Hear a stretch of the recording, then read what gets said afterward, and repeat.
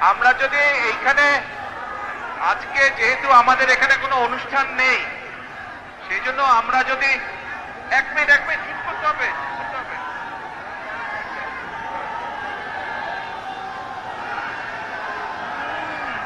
আমরা যদি এখন এই রাস্তাটা বন্ধ করে রাখি তাহলে সাধারণ মানুষের চলাফেরার অসুবিধা হবে।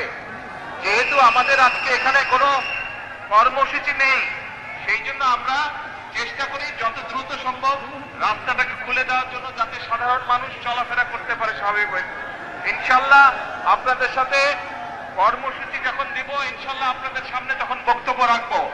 সকলে দোয়া করবেন, ইনশাল্লাহ আমিও দোয়া করি সকলে ভালো থাকেন। আর একটি কথা, আমাদের যার যতটুকু অবস্থান আছে সেখান থেকে আসুন, আমরা আমাদের দেশটাকে নতুন করে গড়ে তোলার চেষ্টা করি।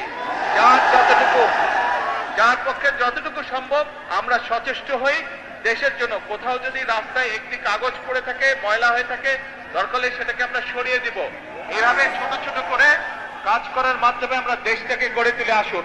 আর এখন আমি সকলকে অনুরোধ করব, দ্রুত আমরা রাস্তাটাকে খালি করে দেই যাতে সাধারণ মানুষ চলাফেরা করতে পারে। সকলে ভালো থাকবেন, ইনশাল্লাহ আমার জন্য দোয়া করবেন। দেশনেত্রী খালেদা জিয়ার সুস্থতার জন্য দোয়া করবেন। আল্লাহ হাফেজ। বাংলাদেশ জিন্দাবাদ। তারেক রহমান